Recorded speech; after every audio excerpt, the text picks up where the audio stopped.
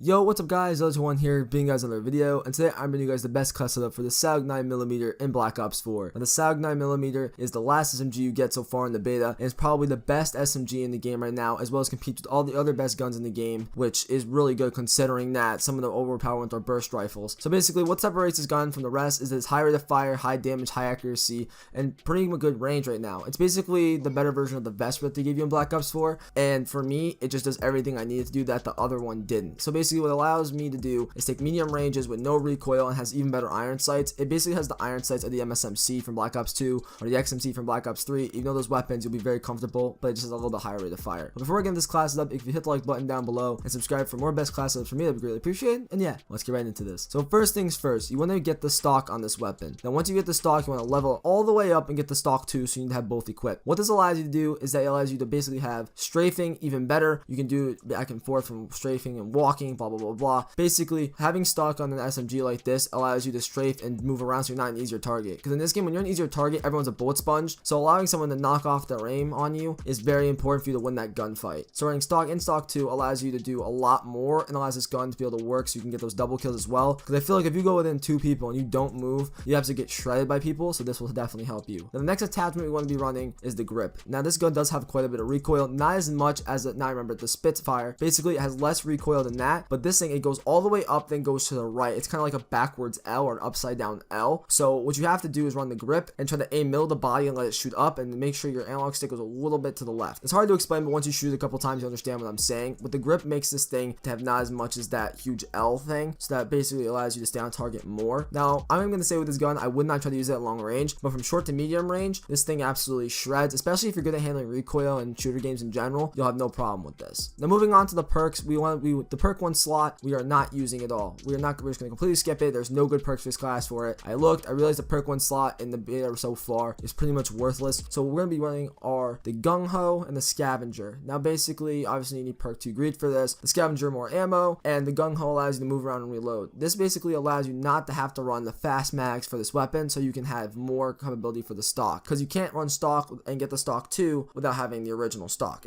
I know that kind of sounds weird, but if you have the game for a while and you see it, you can't equip the other thing. That goes with headliner 2, blah blah blah, any other gun in the game. That's how it works. So it just allows you to go and have more perks. Now perk 3 we want to be running and have Ghost. Ghost obviously is self-explanatory. If you've never played a COD game before, then basically it allows you to get off the mini-map a little bit and you're not detected as vision pulse as much, which I think is really good because vision pulse is overpowered in this game from recon. So I think that's really good. Next thing you want to be running is the Acoustic Sensor. This thing is 6th sense from Black Ops 3 and it is borderline overpowered. I think it's the best thing in the game. I think it's the only thing you really can run in the game unless you want to run body armor, but body armor to me just seems absolutely worthless. It doesn't seem good to me. It takes a couple extra bullets, but I can still shoot through you with this gun. This gun is an absolute tank for everything. Now that basically wraps up the whole entire class setup so far. So I'm going to move on to score streaks, and then I'm going to talk about how to play it, because I just feel like that's better than just giving you only the attachments. So basically for score streaks, we're going to run counter UAV, and the mothership. I feel like all the score streaks in this game are terribly underpowered. They need to be buffed for the main game. And if you are watching this during the main game, then hopefully they have been changed by now. So basically the next thing you want to do in playing this gun is short to medium ranges. In this gameplay, I absolutely shred people, but as you can see, medium ranges and long ranges, I can't use this weapon at all. I have to move on and get out of the way. The next thing you want to be doing with this weapon